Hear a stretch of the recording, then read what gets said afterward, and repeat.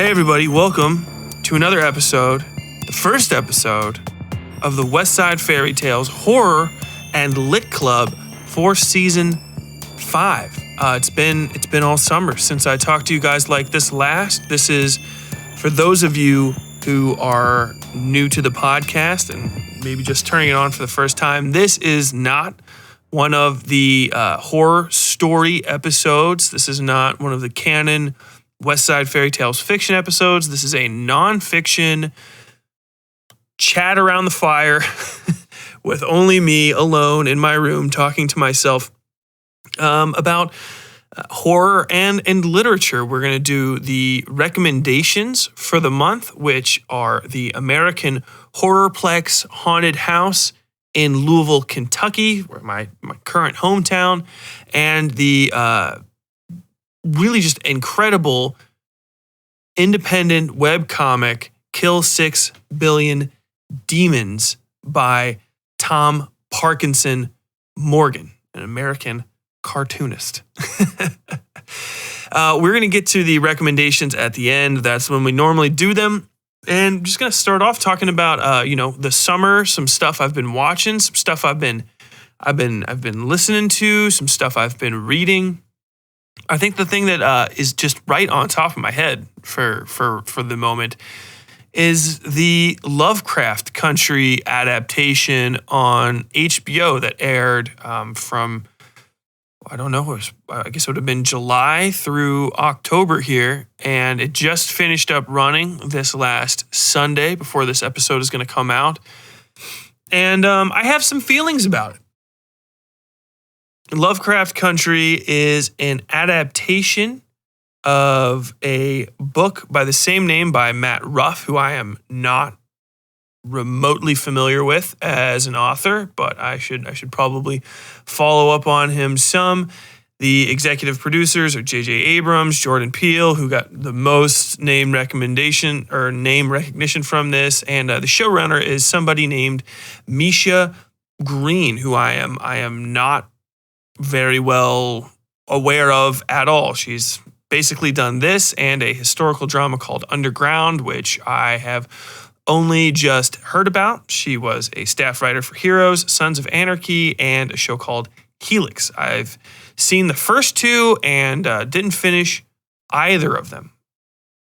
I started off watching Lovecraft Country and loved it. The first episode is amazing, and I thought it would set up this sort of, I don't know. My expectations were something, first off, a lot more Lovecraft, and maybe not to the man himself, but definitely more the feeling of his stories, which is a misty, broody, stark, awful sort of feeling. I don't feel if you're not in the mists and just adjacent to the woods and walking around old city streets where all the bricks are sort of uneven and everything seems sort of wet. I feel like everything in a Lovecraft story is always just a little wet to the touch, like a men's bathroom at a bar. and that same sort of grimy where you're like, oh God, I don't want to touch anything, but I might have to. That sort of aesthetic got sort of built in the first episode and then almost completely abandoned afterward. I would say this entire show has almost nothing to do at all with Lovecraft mythos, eldritch horror mythos type things. If I would strongly caution people that are getting into this thinking it is going to be Lovecraftian, or that it's even going to take place in Lovecraft Country, you're going to be sorely disappointed, as I was for most of the middle of the story. If anything, I would say this. There's no nice way to say 1950s serials country, because that is completely on the money. And should have been gone into much more. I feel like they did themselves a disservice with this.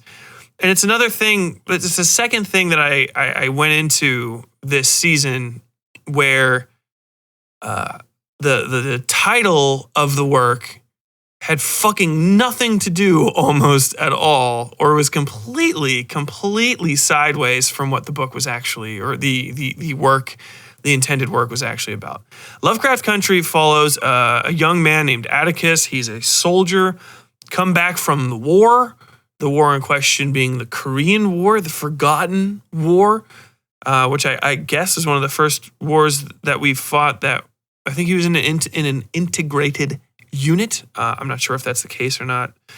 My grandpa fought in the Korean War, and I still don't know too much about it, except for things that I had to scream about it in boot camp. Frozen chosen, surrounded on all sides. Chesty puller, 5 Navy hearts. Whatever. 4 Navy, not Navy hearts. Navy crosses, there we go. Like, I'm going to get in trouble. One Marine's going to listen to this and be like,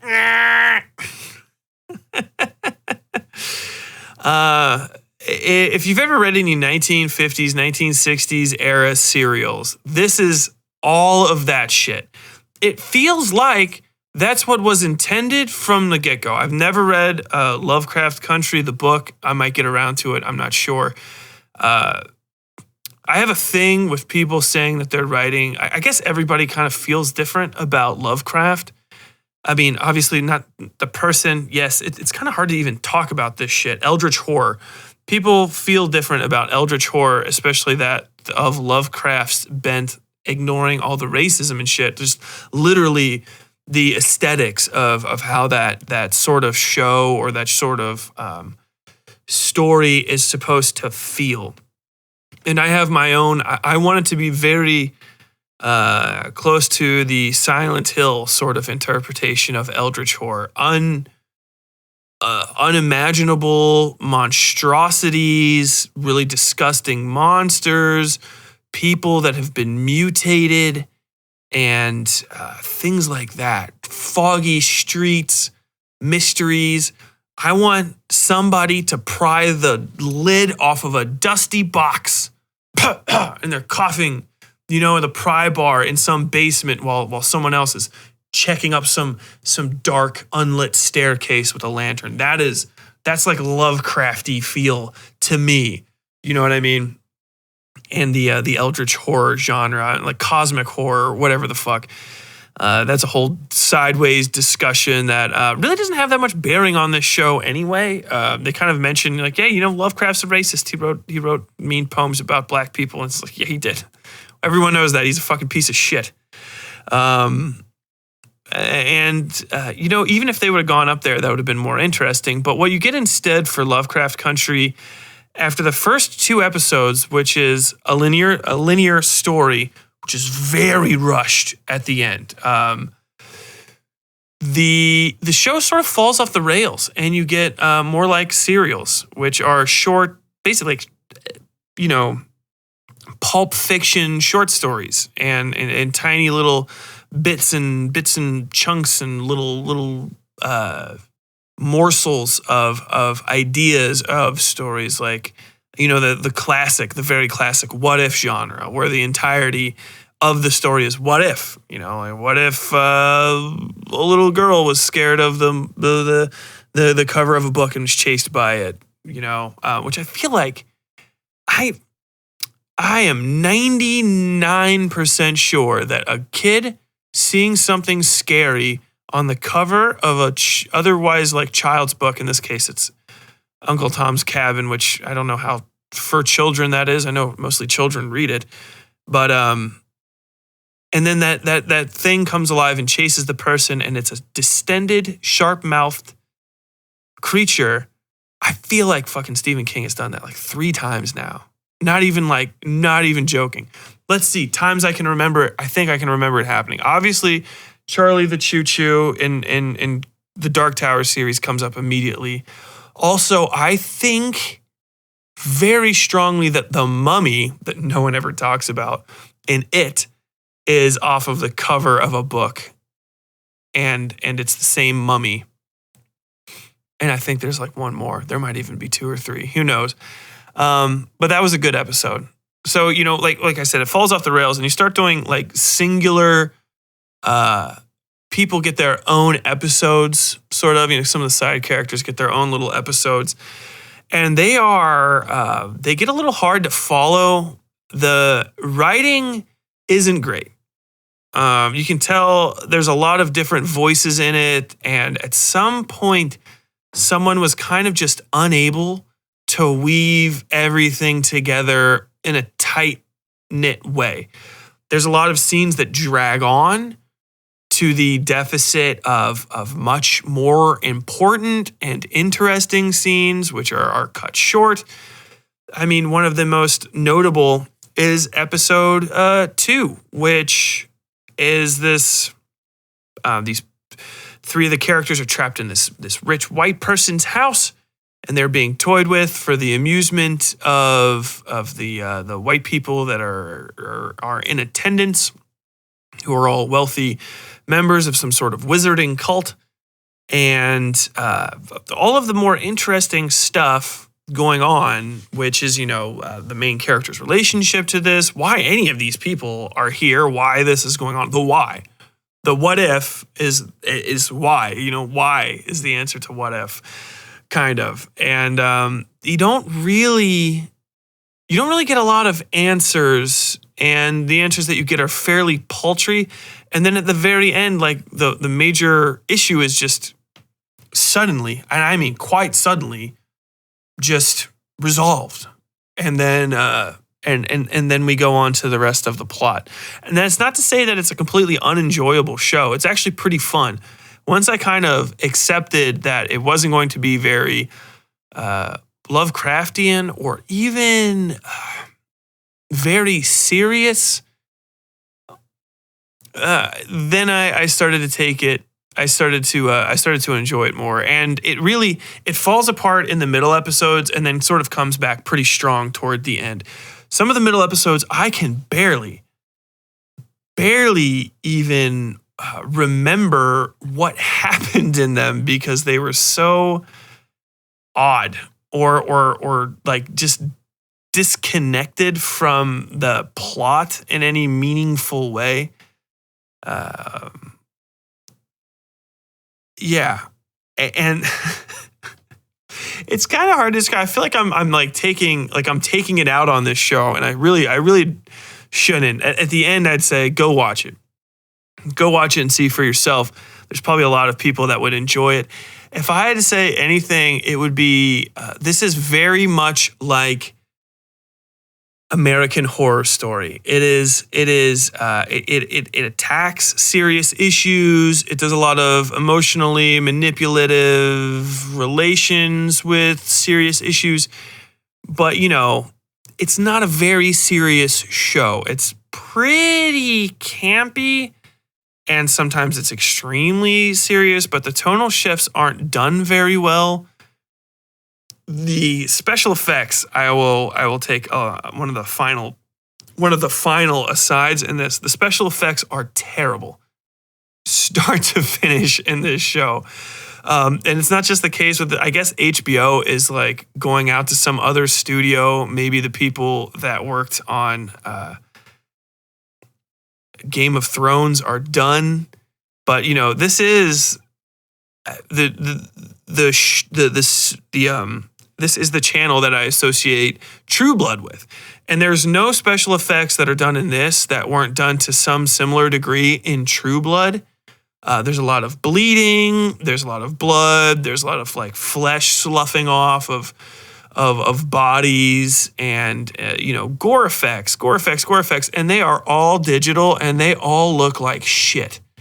Like, fuck, they are bad. Cartoony. It's cartoony. And it really adds to the fact that, like, overall, I don't know what to get out of this story.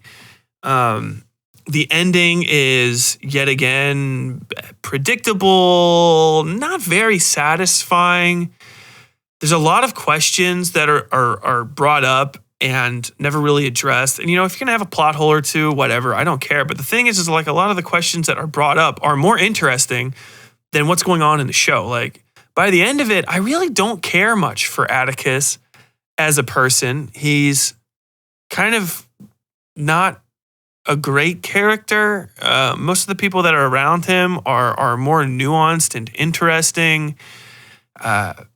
He starts off pretty good, but he never gets much deeper than being kind of over his head and upset. He's a very angry person, which he has a lot of reasons to be angry. He's been lied to by his dad. People are trying to kill him, but I don't get a lot of good like moments from Atticus that sort of let him expand as a person beyond the confines of the plot. There's a relationship that he's in with a woman that he met in Korea, which is she's some sort of sex murdering spider monster. That episode, that's an interesting one. I won't even get into it, but it is it's pretty. It's pretty wild. Michael K. Williams is Montrose Freeman, who's Atticus's dad, who gets special awards for being the most like just shit on character in the entire show. The entire beginning of it and the interesting plot that should have, I feel like, just been the plot of the show because it's enough. It's got a goal and it'll get you there, is that Montrose Freeman, Atticus's dad, he's the same guy that plays Omar in The Wire, legendary character. And he's such a good actor. Michael K. Williams is amazing. He is nuanced, he's interesting, and he saves his character of Montrose Freeman, who is found in episode 2, and then subsequently disregarded. He's got all kinds of he exists basically just to make trouble. He's a secret, a closeted homosexual man who exists to make trouble, basically, for his very well built and very, very straight son, who's clearly not cool with the fact that he's a gay dude. And he almost gets some good moments, and he just gets pooped on. He gets pooped on like religiously. Start to finish, Journey Smollett is Letitia Letty Lewis, who is Atticus's sort of paramour, and later she is carrying his child. She's one of the sole, or never mind. I won't get into spoilers in this. We have Anjani Ellis as Hippolyta Freeman, one of the most bizarre characters in this show. Her episode just goes off the fucking rails. And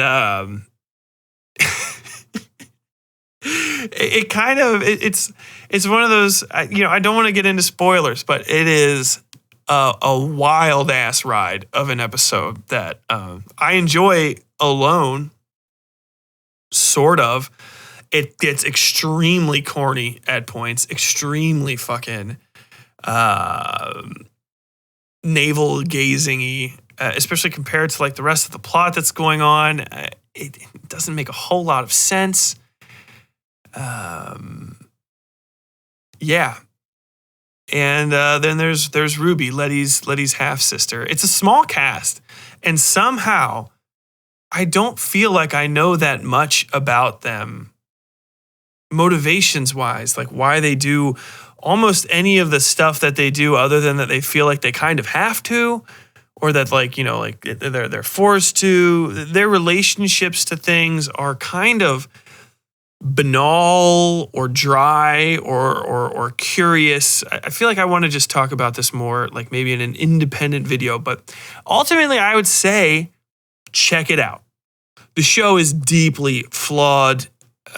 I would be suspicious of anyone that says this is a perfect show.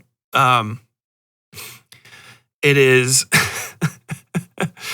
it is an odd 10 episode ride, but check it out. Check it out, especially if you don't have anything else to look at.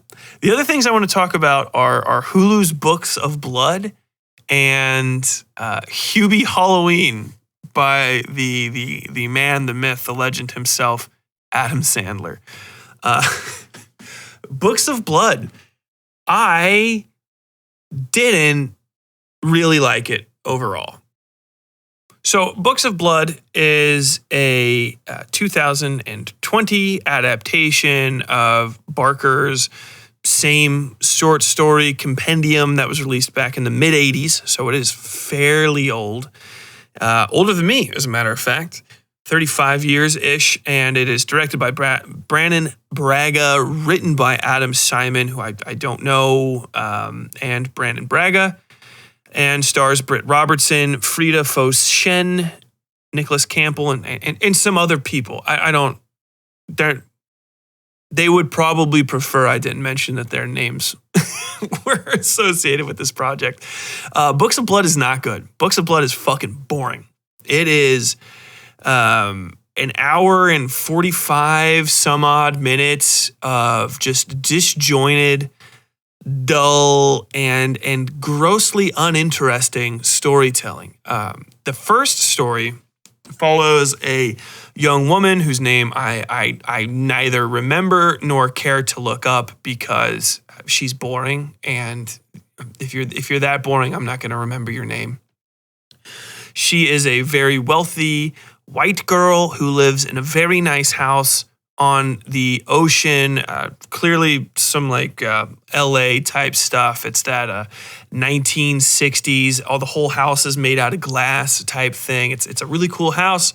I thought they would spend some time in it. They do not. She has developed misophonia, which is when you don't like sounds, chewing, and like basically anything, people talking, but mouth sounds especially are bothersome to her. So she goes around with headphones all the time. And for reasons I can't quite remember, she steals money from her wealthy parents and runs away. I think actually she heard her parents having sex on the floor above or below where she lives. I can't remember the layout of their house. It's inconsequential to this. From there follows her journey out into some fuckwhere, middle America. I think she ends up in, I don't know. Well, let's just say she ends up in rural Ohio, suburban Ohio, where I grew up, because this is kind of what it looks like out there. Yet again, everything's always wet. It's like fall. She stays at a bed and breakfast for no reason. Like, she basically sees some guy following her on a bus and hops off of the bus. And the first place that she can find on her phone, mind you, on her phone, and looking it up she's actually in an internet cafe. I apologize. She goes to an internet cafe in America, which is hilarious, because those are not something that exist in any part of America that I've ever lived, which is all the parts except for the places where famous writer types and screen artists live. I suppose maybe in New York City or Los Angeles, they might have internet cafes. I'm familiar with them from the time I spent overseas. They're very popular in, Iraq, the entirety of the Middle East, really. I know that they still have them in Germany and other parts of Europe. They are not a thing in America, especially not ones with actual computers you can use. You can go to a cafe, but this is an internet cafe, as I remember. I could be completely wrong, but I'm so upset about it that I keep thinking about it, so I think it's the case. It might have been something that happened in 1985, but still that doesn't make sense, because I don't think we had the internet 3 years before I was born in any way where you could make money off of it. By having a cafe dedicated to a bunch of dog ass Mac 32 computers or whatever the hell they were called. I digress. I'm going into this too much. The major issue here is that that's probably the most interesting thing that happens. She goes to a house, which is a weird house. She decides to stay at a bed and breakfast for no reason. She, first off, hates the sound of people and other sounds. So go to a hotel where you will be alone. Instead, she goes to a bed and breakfast where the people are overly friendly. They're all in her shit. She hears stuff scrabbling around and making noises in the walls. And that's where our conflict comes up. Now, I haven't talked about much. She eventually finds out that there are, in fact, people being stored in the walls. There's a cockroach problem because some of the things are being nibbled on and chewed on. But there are people being stored in the walls. They have saline bags and the like applied to them. And they're everywhere. They're all throughout the house. They have their eyes cut out, and the people just drug them and keep them in there. The people that run this bed and breakfast, because they want them to feel peace. And I don't know. That makes sense. If you know anything about nursing at all, and the lady who helps run this place, a very very creepy woman played by, I'm pretty sure, Frida Foshen. She's unnerving, but that she's also probably like the best actress in the show. The other actor, that's her husband, I can't remember what his name is. He's okay. He's a good. Hi, I'm your husband. I'm a chubby Midwestern white dude. The girl is so dull. She's such a one-note character. The actress plays her in that. I don't know what the style is, but you'd recognize it the second you saw it, where people, they just talk like this the whole time. I don't emote anything above this. I just don't want to talk to people. I just blah blah blah blah blah ga ga ga ga. And it's not even like mumblecore, where at least there's like some interesting like human dialogue coming from somebody that's uncomfortable speaking. It's just nothing. She just vibrates out lines like a broken radiator. She hisses the plot into existence, and eventually that first story ends. And dumbly, in a way that is supposed to be, it's supposed to be suggestive that she dies. And I was just like, And then we go to another story, and like, I didn't even want to go into the second one. And we do. The second one is by far more interesting overall. It doesn't have enough time to really breathe, and the plot kind of trips itself into the ending. The second plot concerns a woman played by, I don't know, I literally can't find their names on IMDb with their character picture, so I have no fucking clue who they are. And it's so uninteresting. I don't want to look it up, so I'm not going to. She is a professional skeptic kind of person, like she goes around and she talks to mediums and magicians and disproves them and uncloaks them as the charlatans that they are. She comes across a young man who is a young man. He claims to be a medium. I don't know why he's a medium. If you turn the lights off in a room that he's in, he'll scream, and then when you turn the lights back on, there will be things written on the wall in blood, and I think feces, or at least stuff that looks like blood. Here's the kicker. We find out later, and by later, I mean like literally 30 minutes later. This plot has no time to develop because we have to spend so long watching this teenage miscreant fart about on buses and whine about everything that we get to something that's actually at least a little bit interesting. There's horrible noises. This guy's a good sell. Yet again, all of the actors are doing this same low voice talking. I'm not the kind of person that's going to be tricked by you. Like they're like, You can tell they read the script like once, and they're like, fuck, I'm gonna catch a paycheck off this and maybe a Razzie, so I'm good. And no one's really trying to get into their characters, so you can't really get into their characters, which is especially odd considering, this woman is a recently bereaved mother. Her child died of some sort of awful cancer. He's a bald kid. Mommy, what happens when I die? Is it gonna hurt? And she's like, no, fucking, I'm gonna lie to you. And so that happens. And then she gets a videotape from this guy. This guy gives her a big story about how it's real, and then he cons her. He goes into a room and they turn the lights off, and when they turn them back on, there's blood and brown stuff on the walls. He must be a psychic. He also did a scream. Here's like where the entire story falls apart. Completely falls apart. She just immediately believes him. She is a world-renowned skeptic, right? But she just sees all this stuff, and one of them says, Mommy, you don't... Oh, yeah, I'm not sleeping. I think that's what it was. It's like, what happens? You just go to sleep when you die, and that's it, or something. And it says, I'm not sleeping, Mommy. And she's like, that's it. That must be... That's a proof. That's a proof of this.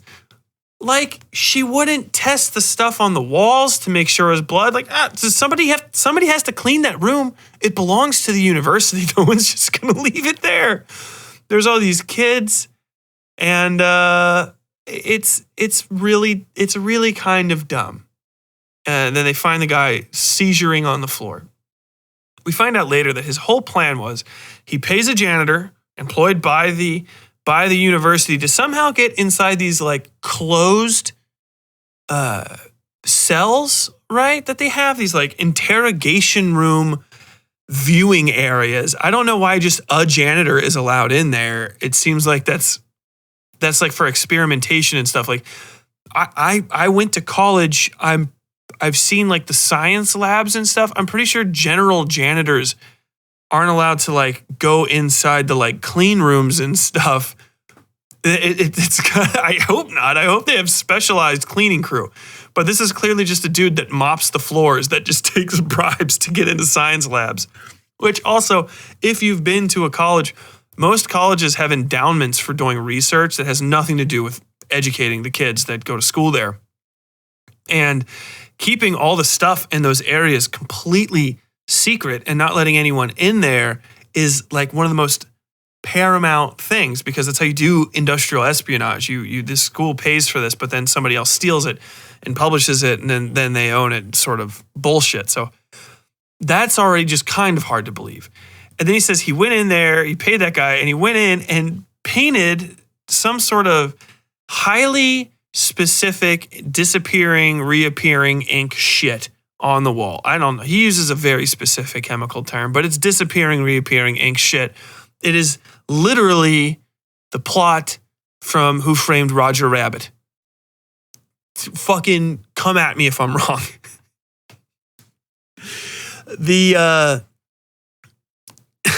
I can't even.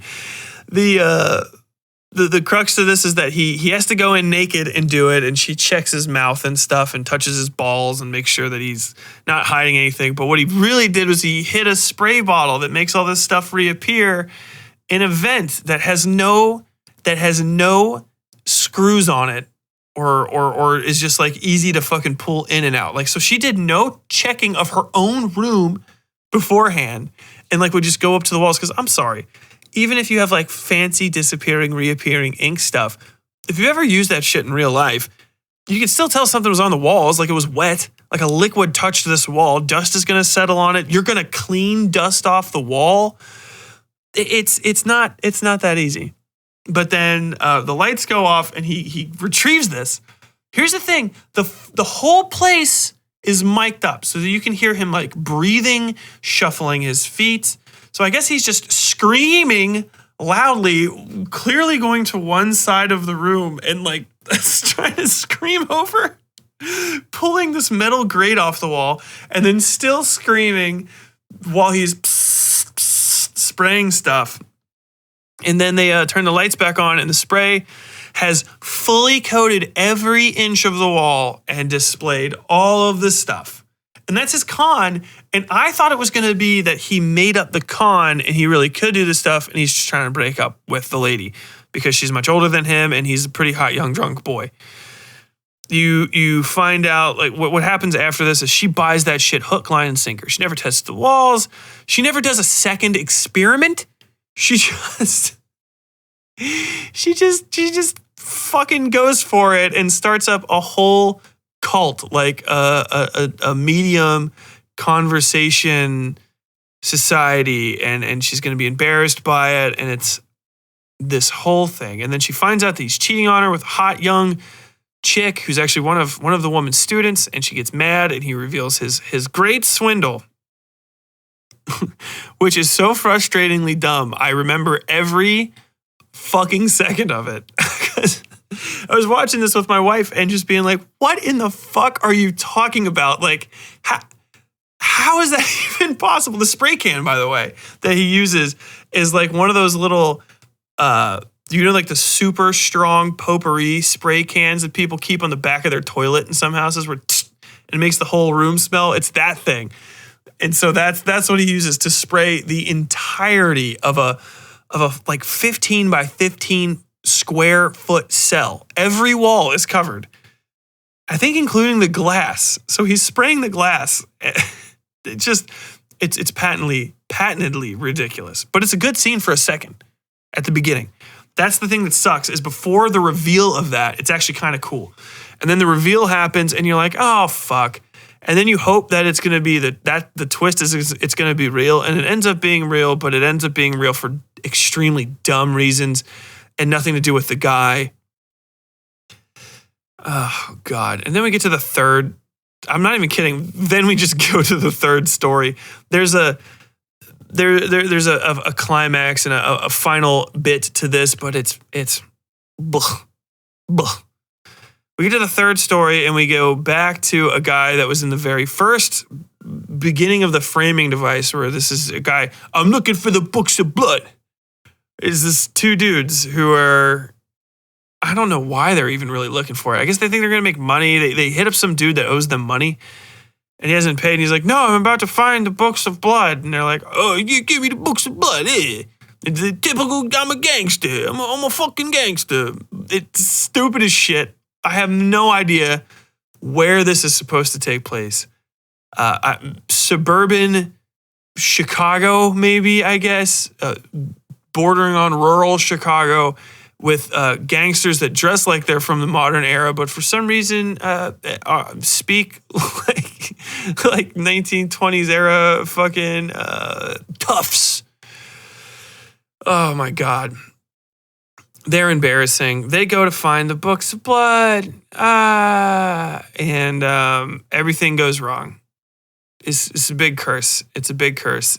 They die. That's what happens. They die.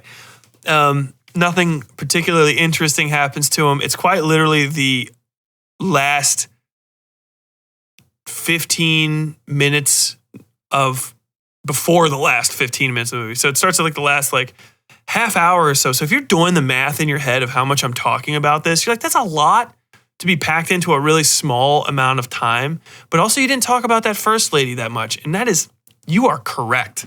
You are correct. So we get into the third act or the fifth act. I don't even know. So we find out that, the girl from the first survived the thing that happens at the end of her story. And she's still alive. And she goes around and she says, the misophonia. And you find out that why she ran away from home and developed misophonia is she convinced her boyfriend to kill himself, which wasn't really brought up at all in her story.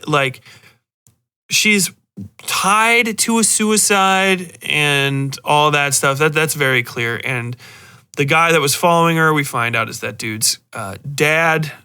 I wish he was a much more creepier person. It could have been anything, man. And these are the decisions that were made. It's so dull. But we find out that she had him kill himself, but it's never really addressed. I guess she just doesn't give a fuck that she did. She just kind of like is bothered by the after effects of it, which is mild guilt and misophonia. It could have been so much like she's not like haunted by the dude's fucking ghost or like anything like that. So at the end, she just goes back to these people and is just like, hey, put me in the walls. I'm sad. I don't feel good. Put me in the walls. And they cut her ears out and her eyes out and she's in the walls. And that's the end of Books of Blood. No, I'm sorry. Second false ending.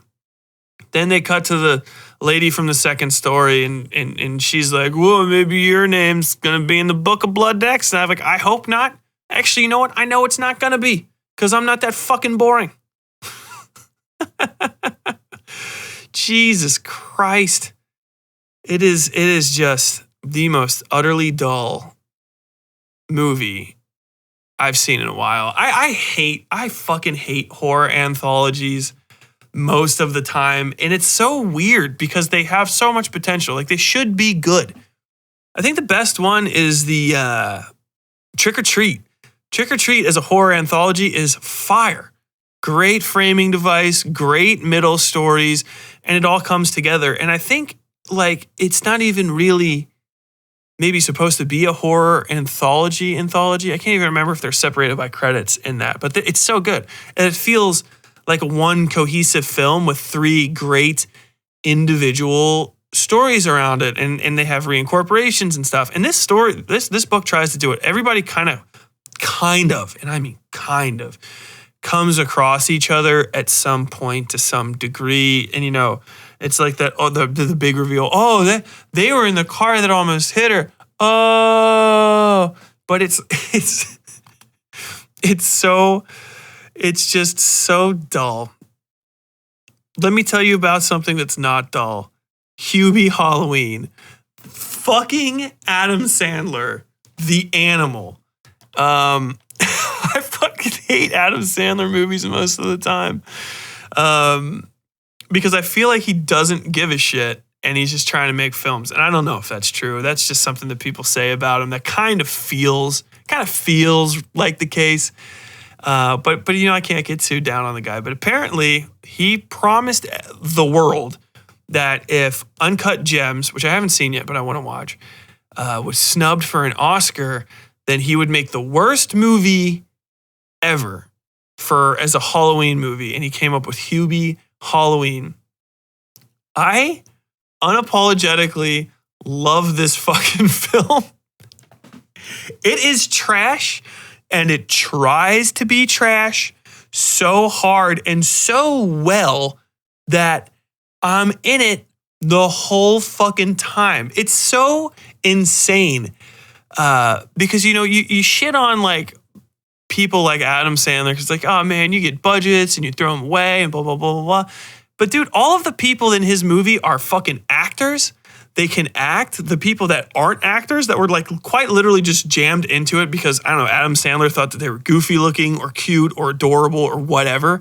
Even they are like directed into being characters, and it's insane. I watched this movie immediately after Books of Blood, and I was upset that Adam Sandler didn't direct Books of Blood and pack it full of his own people that are in his movies. Kevin James is in this film. Rob Schneider's in this film. I think Chris Rock might have been in this film for a second. I can't remember. Steve Buscemi's in this film. They're all having a fucking great time. Like nobody, like it's entertaining. Like it is what it is. It's a horror comedy.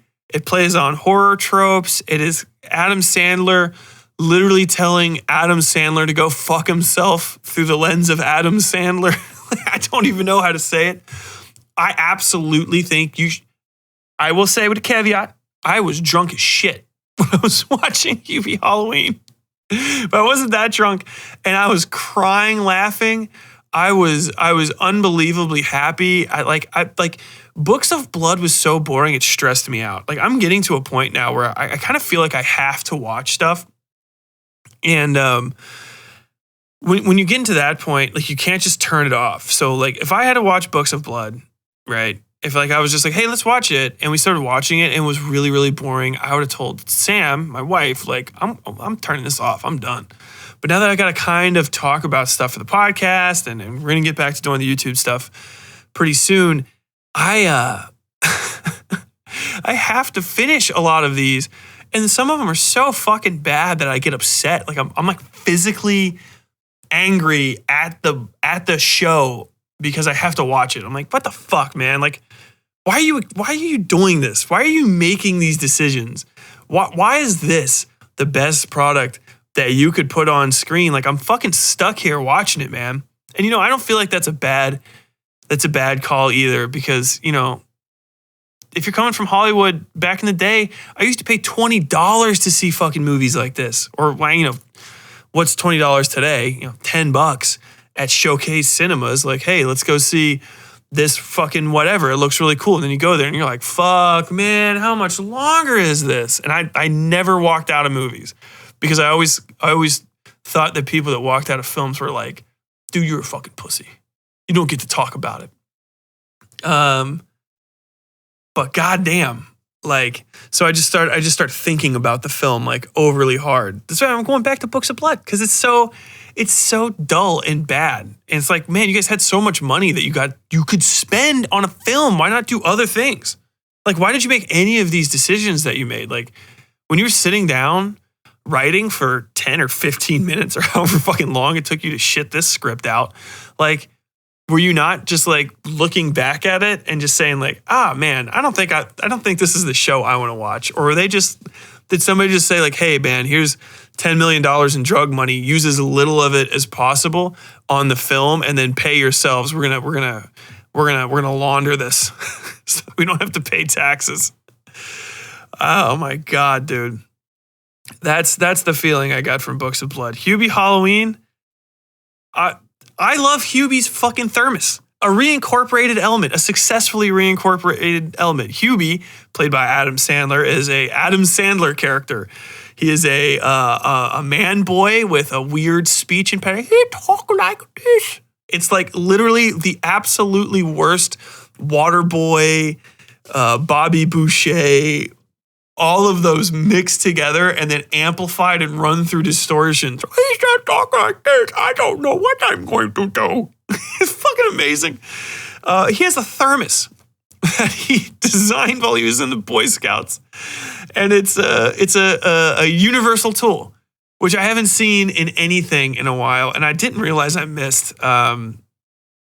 If you don't know what a universal tool is, it's kind of like the sonic screwdriver from Doctor Who, or all of Inspector Gadget's body. It's a tool that's always the same sort of thing, but it always has the item that you need. Batman's tool belt. And this is very much a universal tool in and of itself, where it's on its own. And it's got a retracting device, so it shoots back in his hand. He breaks a window at some point and vacuums up the glass with it. It's a fucking grappling hook. I think it shines a light. It also has soup. But the only thing he ever has to refill is the soup, which is amazing. Because it's a thermos. It should just have the soup, but he keeps having to refill the soup. Shut up, man. I don't care how fucking stupid I sound. It made me so happy. I watched the fuck out of that. I 100% urge you to get shit-faced with a friend responsibly. I don't know if you're legally allowed to say you should get shit-faced, but I think you should go get drunk with a friend, sit down, pop on Hubie Halloween, and just let it wash over you. What is the overarching plot of it? I can't even remember. I think it's just Hubie wants to be taken seriously. Oh yeah, people keep winding up dead. They keep disappearing, and they just disappear.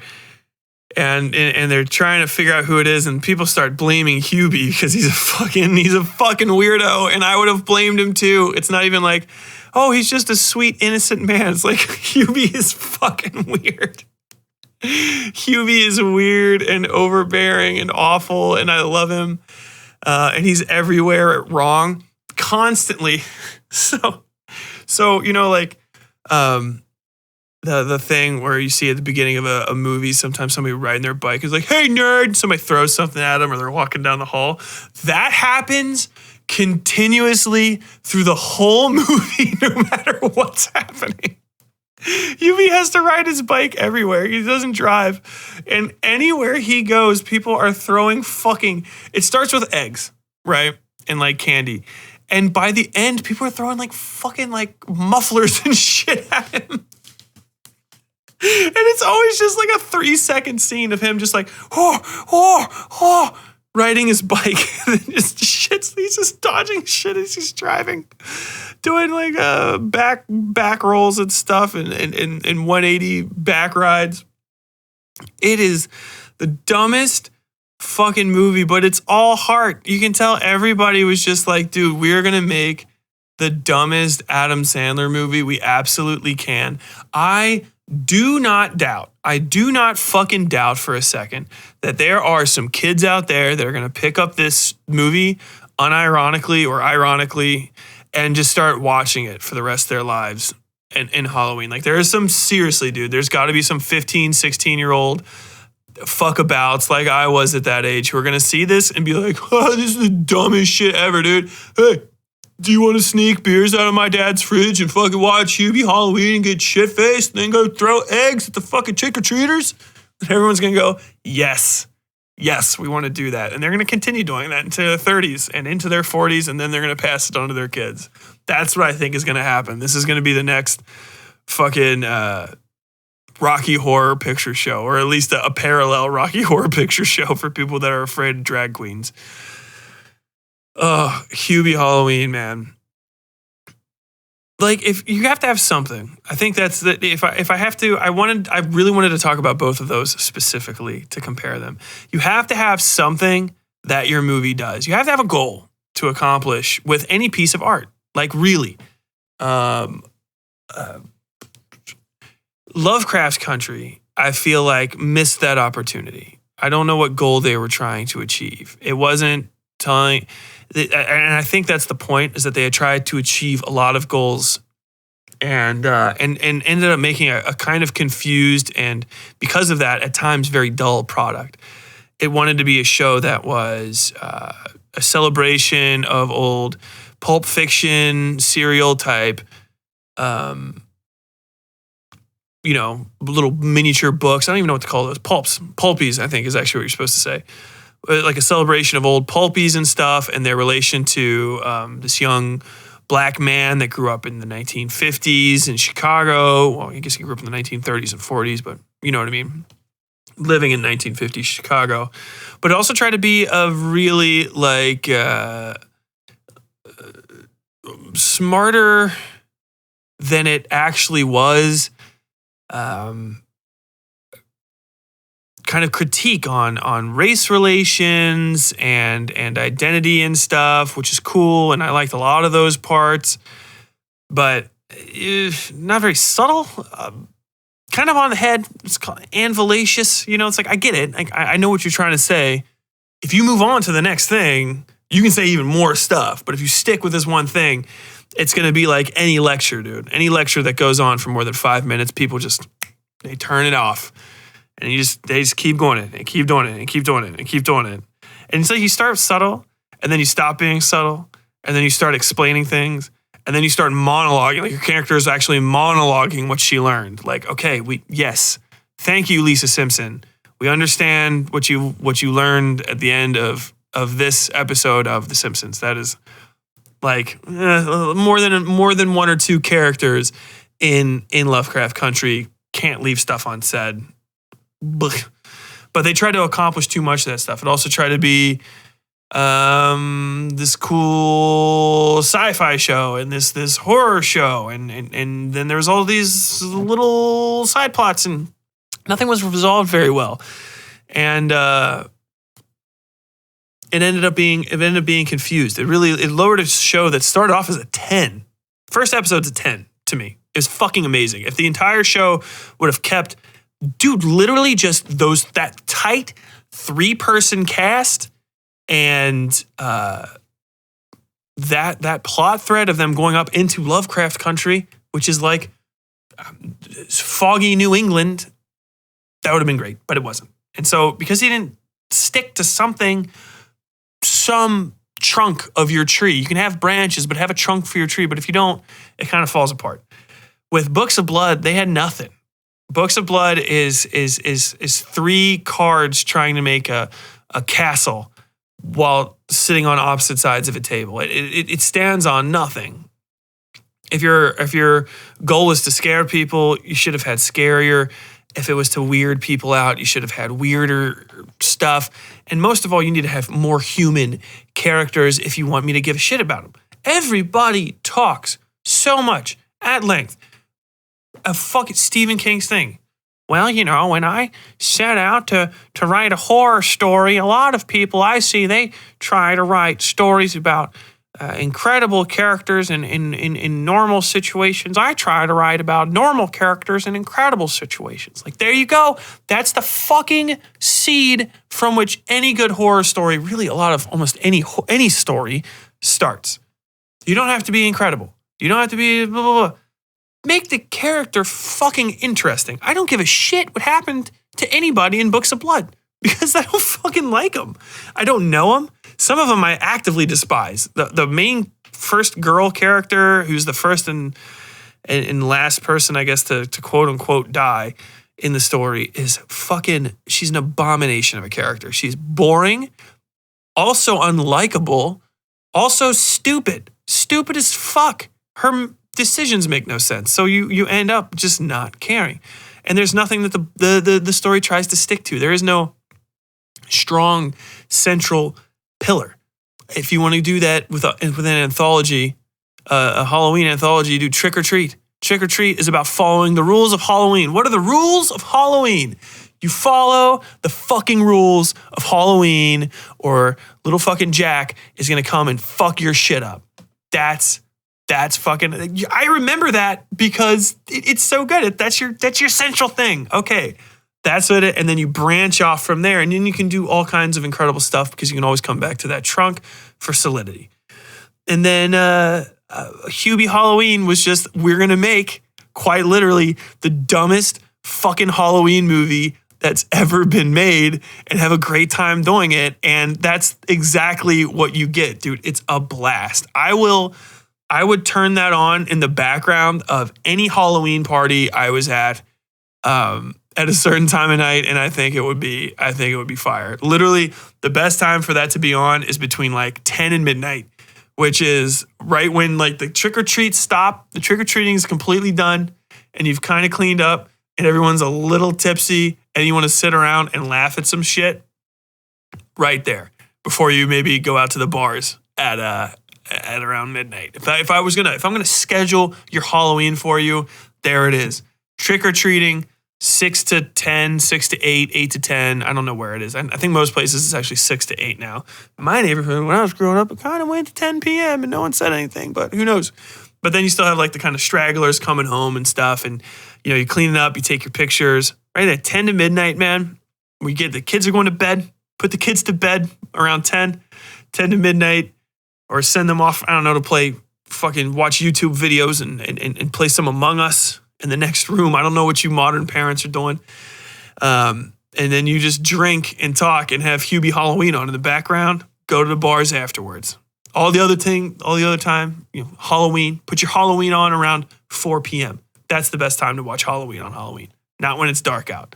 Because if you don't remember this, most of Halloween takes place during the day, which I feel like no one remembers. The movie is a daytime movie. It's like kind of why it's really creepy. This dude's actually driving a car. I digress. Okay, folks, before we get into the second half of today's program, let me tell you about our sponsor for the day, Books in the Freezer podcast. Hey, are you looking for something spooky to read this Halloween season? Check out Books in the Freezer podcast. Each episode is full of recommendations of horror books within different subgenres. Looking for a haunted house story? They have an episode on that. Looking for stories about possessions? They have an episode on that. Each book is rated on the Joey Tribbiani scariness scales with the That's amazing. With the creepiest books going right in the freezer. Look for Books in the Freezer wherever you get your podcasts. New episodes every other Thursday. I've actually been listening to Books on the Freezer podcast while I walk my dog every other day. And it's solid, dude. They're pretty good. And not only that, but she talks to like authors and like other people about, you know, the genre and other interesting stuff in it. So also if you don't want just like a recommendations, but you also want to hear people like talking about books and like writing and like what you get out of reading stuff, it's a really good podcast for that too, and I really enjoy it. So I highly recommend it on the side, as well as just being a sponsor. I personally put my stamp of approval on that. Don't think that that means that other people won't get that. It's just if you're on the HLC, I get to talk about your podcast at length. If it's not on the HLC, it's just like normal commercials, because you know people want that. People want to know what's going on. People want to know what's going on in gun cotton, which I hope you guys are really enjoying. But we'll talk about all that. The literature recommendation for this month is "Kill 6 Billion Demons" by Abbadon, which is the pseudonym of Tom Parkinson-Morgan. If I had to go by Tom Parkinson-Morgan or Abbadon, I would choose Abbadon. This webcomic has been going on for forever. It's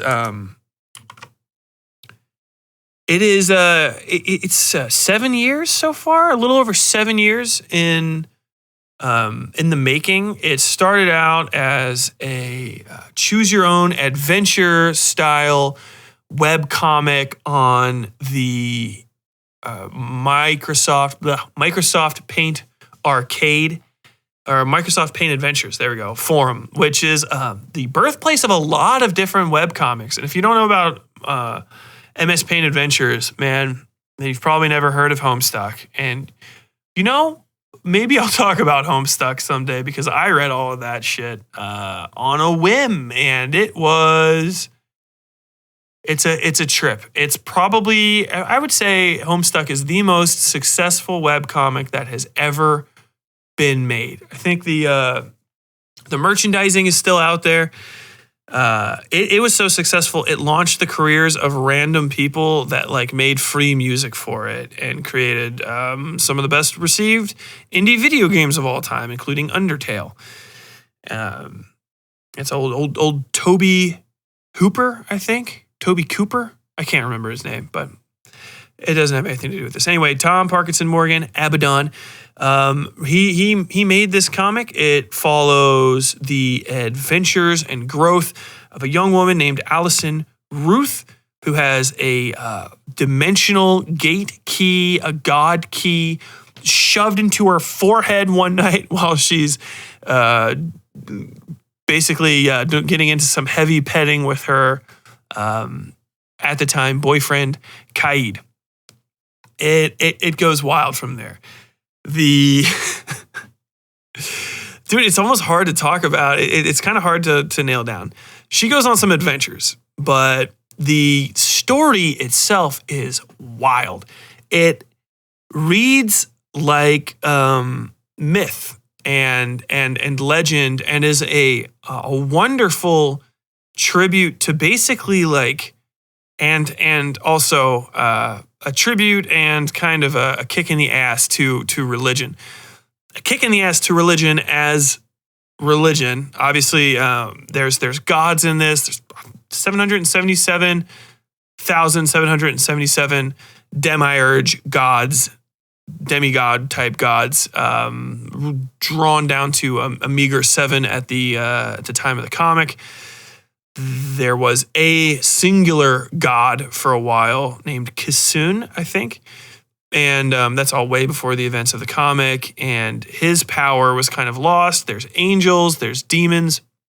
The cool thing is you would think, just me saying religion and just those little bits of stuff, that this is going to be a very Western,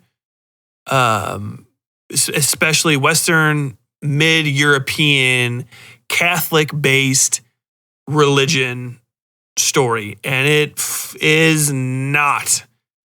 There is the plus to religions in this is basically Abbadon just gives nods to every single sort of religious artwork style, and some that I think he created himself, that you may have ever seen in your life. It draws from Hinduism, Buddhism, Native American iconography type thing, like, and not like hey, he just stole this, but like quite literally like, hey, this is kind of how I feel this looks. What if this was also part of this, and what if the part of this that it was lizard monsters from another dimension? Then you kind of get to where it is. And it is by no means insulting or odd. None of the religions are actual real religions. A lot of the stuff that you hear has connections to stuff, but there is no there's nothing that you think you can predict you're going to see in this. If I describe any of that iconography, is going to be what you find. It is insane, and it very much is its own universe. And it is a comic book. It started as a web comic. It's actually a comic book. It's published now, but I still give it 100% indie cred. It was not something that, some fucking losers at DC decided, you know what the kids are into today? I've been talking to this Brian Michael Bendis, and what the children want is a 50th Spider-Man.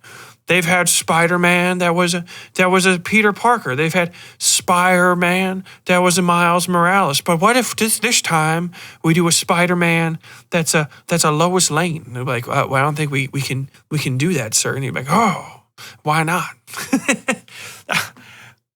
You know what? Now that I've said that, that's going to happen. It's going to be the first DC Marvel crossover. Lois Lane, Spider-Man. Oh, she's already a fucking reporter. She's got all the chops. She's going to be working at the World Bugle or the Daily Globe or whatever the hell. I can't remember what paper Superman works at.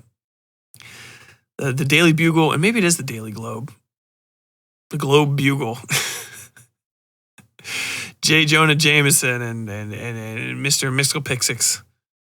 I'm so sorry. I'm so sorry. But anyway, it's not it.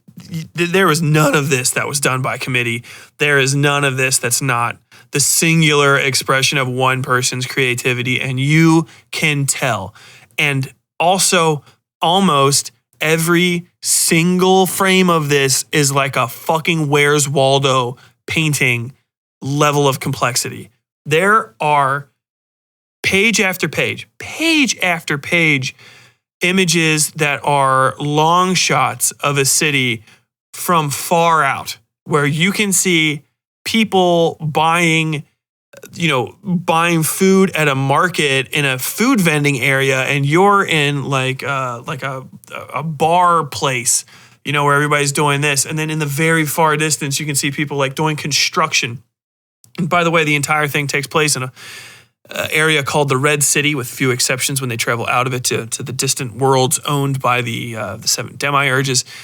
And the Red City is a celestial flat world that's massive, that is populated by the dead husks of prime angels, husks being like the stone and steel and bone artifices that their fiery souls inhabit to move. Prime angels are in the ballpark of a skyscraper or bigger in size. Some of them are smaller. And people live inside their hollowed out corpses and have for millennia.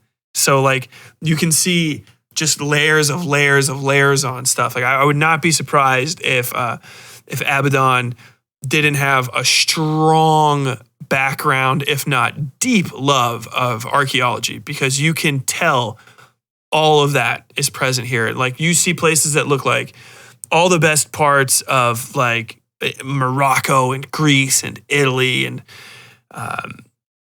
Prague in Czechoslovakia. You see like some Köln, Germany. You see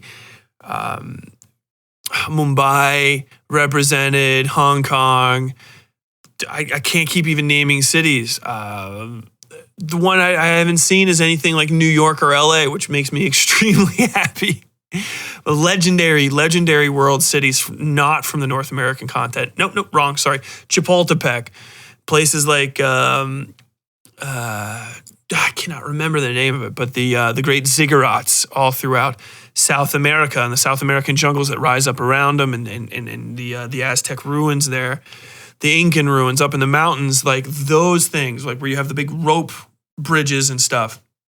Those things are all represented and combined in a way that makes it seem like the delirious fever dream of the human understanding of religion and history and the way that these gods shape the mortal beings underneath them. It's really fucking awesome. I cannot tell you how cool it is. There is very little predictability with race or anything too. If you're worried about that, like it's every conceivable human shape I have seen represented on here, and also the unconceivable ones. Then you get into angels and demons, which walk freely around this world. They're not particularly special. They're more dangerous than humans. There are humans throughout the world because the gods have different demands. Some of them do trading. Solomon David is the most sane of the gods. Very close to I would say, Mediterranean godhead. He could be a very easy stand-in as a mix of Jesus, Zeus, Muhammad, and like a few others from that sort of region, and that sort of regional understanding of monotheism is kind of represented in how he's worshipped. And the worlds that he's built for himself have a very distinct architecture to them, which are unique to him because he's made everything look like it. And then you have other demiurges like Gog, which is a sentient mass of worms the size of many planets spread out over the universe, which is wild, right? And Gog is its own thing. And then you have Incubus, who is the god of dreams, and has a very, very pretty dream self, and his real human self is a decrepit albino hobo thing that lives at the base of a square tower filled with blood. Fucking awesome, right? You have Modem, who is I would say she reminds me a lot of like going out from the Mediterranean into Persia and then pushing all the way up into Southeast Asia. Any sort of conqueror dynasty that existed in that time, that's very represented in her. She got the big palanquins and silks and palaces with very, very shaped colonnades and stuff, and a lot of barefoot types of dress, warm, sunny, nice kind of stuff. And then you have I can't even remember his name, but he's a 3-story, no, actually more like 6-story tall dragon that is the length of a few hundred city buses. And he's just old and mildly senile, and he's a god, and he's kind of wonderful. And then you have Abbadon, who is every death metal cover ever made. Or not Abbadon, Jagannath, who is 20-meter tall, sword-wielding, betusked, semi-nude, armor over the shoulders, all of your dangerous Viking imagery, and he's the god that any metalhead would worship. hands down, dude, he's the man. And then who else? I didn't mention everybody, did I? There's one I can't remember. She's just trapped in a big block. She's like a seer. She hasn't done anything interesting yet.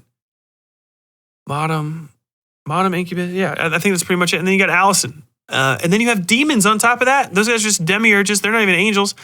Metatron's there. Like the lore in this is so deep. Like if I can't even just convince you that you should check it out just by talking about the demiurges who are like the sort of primary antagonistic force, even though they're all fighting with each other anyway. I don't know what I can do to convince you. It just keeps going on and on and on. And the characters are very, even when they're not human, they're very themselves. They have arcs. They have definitive mental structures. They have a social purpose in the world that they live in. They interact with people. People can wound them spiritually. They get upset with other people for offhand comments that the other people didn't even made. It's good. It's an attention to detail that I'm almost envious of start to finish. Like it's a fucking travesty that this dude isn't on the tongue of every person that talks about comic books. It's just such an incredible work. And I mean, like, the lore is that good. The art is amazing.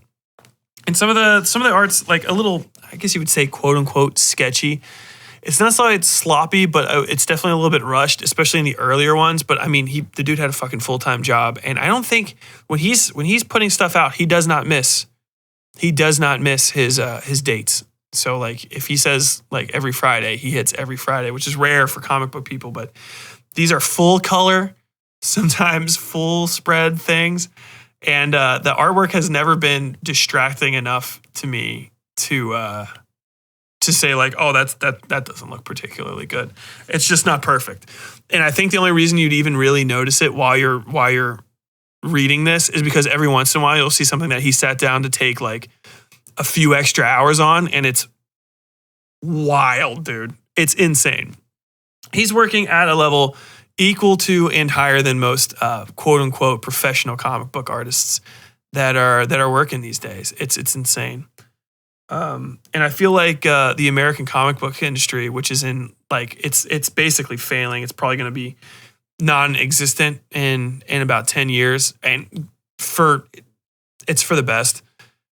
They could learn from people like this, and they don't. They just keep putting out cheap cash grab floppies, 22 page monthly issue superhero comic books that they've been doing since the 1960s. They're always doing first editions because they think people do. They come out in a big group. They're like, oh, I'm going to buy the first edition of Mummy Fucker 7, whatever the hell. And then it doesn't go anywhere. And the best that they can do is hope that they write a plot that pisses, I don't know, Glenn Beck off, and he'll complain about it. And then people will be like, I'm going to buy this comic book because I believe in supporting blah, blah, blah, blah, blah, blah, blah. Like, they're supporting DC Comics. They don't fucking need your help, you dingus. But I wish more Western comics in the professional side would embrace stuff like this. You have a few out there. I'm not saying that no such thing exists in Western comics as good comics. That's not true in the least. But you just don't see those sort of titles being pushed, and that's a goddamn shame. Kill 6 Billion Demons is put out by Image Comics, and I've never seen a single advertisement for them, and I get targeted advertisement from comic books, and all I see is fucking stupid cape shit. I'm fucking done with it. I digress. Kill 6 Billion Demons is amazing. The art style is incredible. You should go check it out. Please do. It's easy to find. I think it's just kill6billiondemons.com. I'll put a link in the description of the episode. Next, we have Halloween Horrorplex, which is a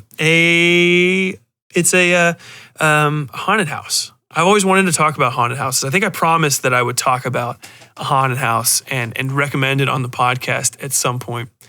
And they're hard to talk about. I've thought about that immediately after we got done. I was like, oh, I can't talk about the individual rooms. I can't talk about the individual scares because that would ruin it for people. If you are, I'll get this out of the way. If you are in the Louisville area, please, or just looking for one, look up Halloween Horrorplex. It's in Louisville. They go until Halloween next weekend. So pop on out. The big thing is that this is, they do extremely intensive corona screening. They do contact tracing recording too. So they have everybody put down their number and their email address just in case somebody's sick and reports it to them. They can tell everybody else. The place is amazing. It's out in the Portland neighborhood. I think it might be in the Portland neighborhood. It's right on the other side of the overpass there. So I could be wrong. I'm not super familiar with the west side of Louisville boundary lines. I'm not even familiar with the east side of Louisville boundary lines, except for the ones next to where I live.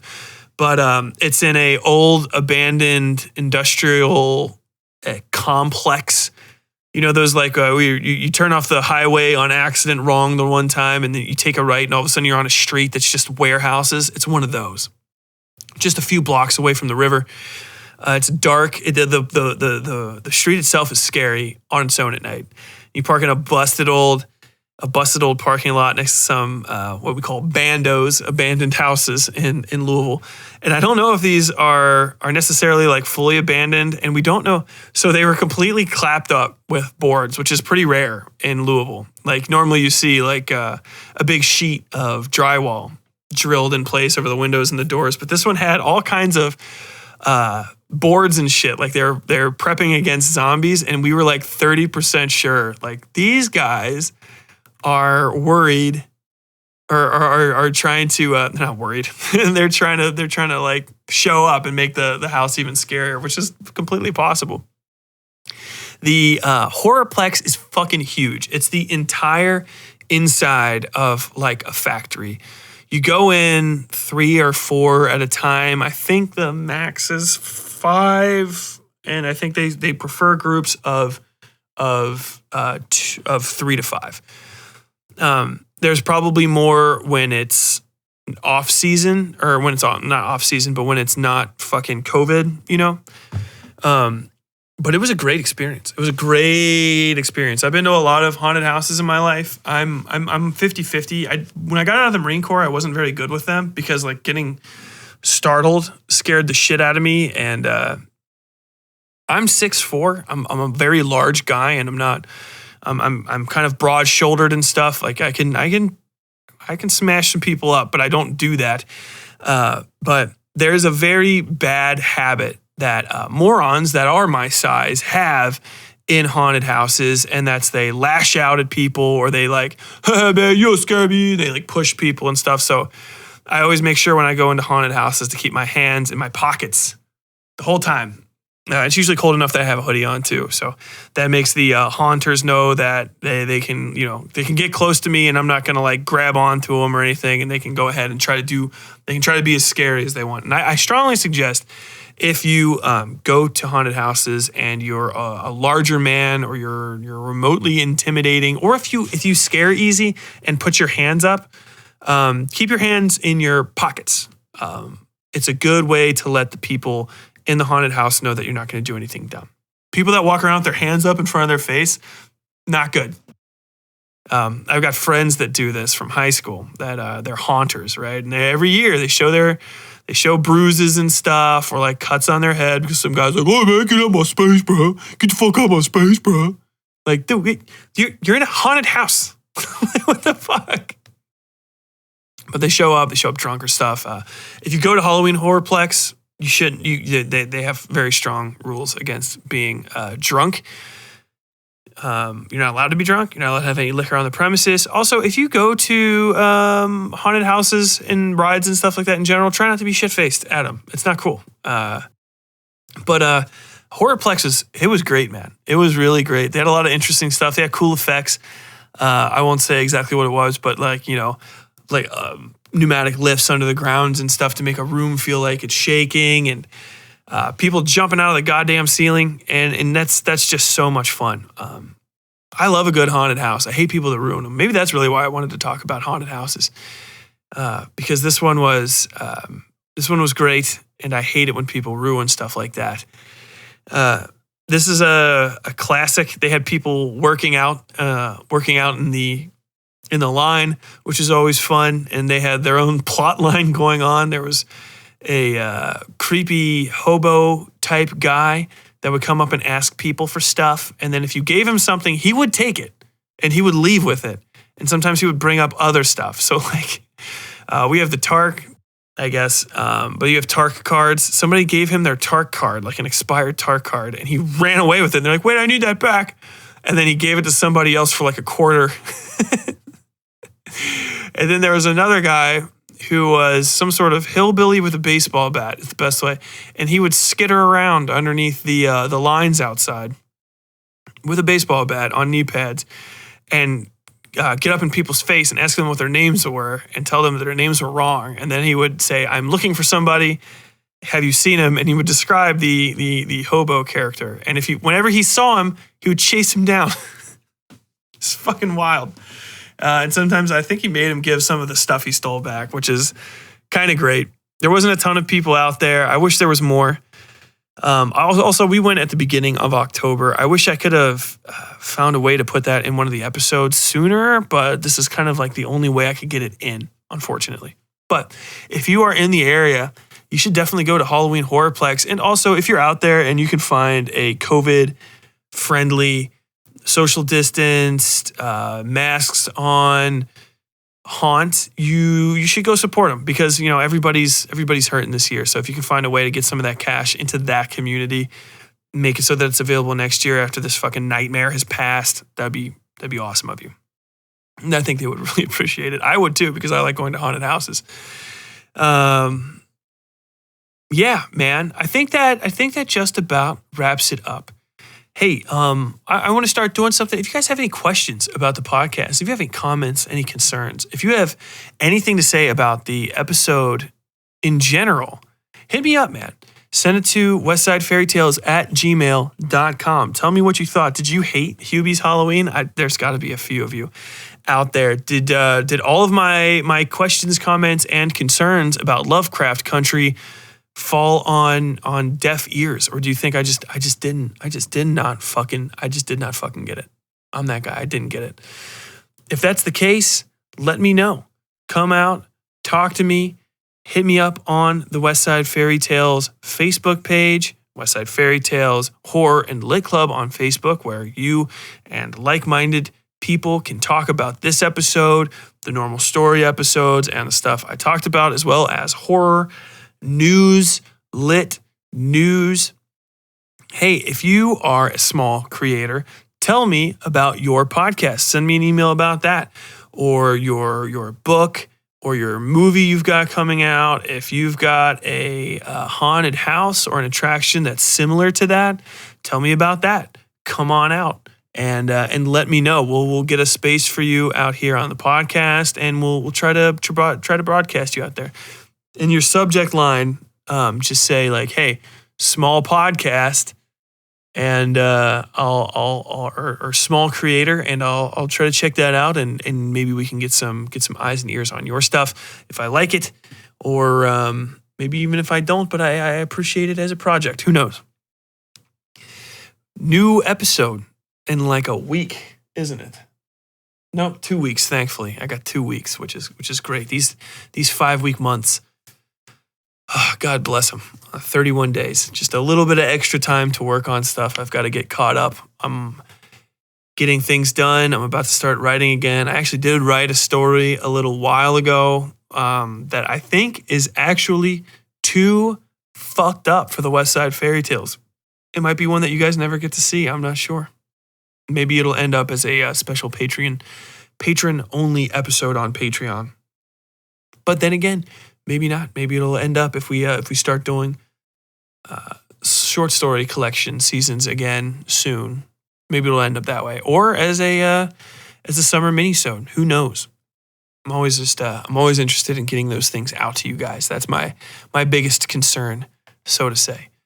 All that said, if you guys like this, please rate and review us on Apple Podcasts. Please share us on Twitter, on Reddit, on Facebook. Let people know that you like listening to this. Let people know that you like listening to the Horror and Lit Club episodes. It's always good to connect with you guys in the real world online, whatever, hit me up and we'll talk. And until next time, as always, stay safe out there. Westside Fairytales is written, read, scored, and produced by Tyler Bell. All episode artwork by We Breed Love. All content here in copyright 2020. WSF Productions, LLC.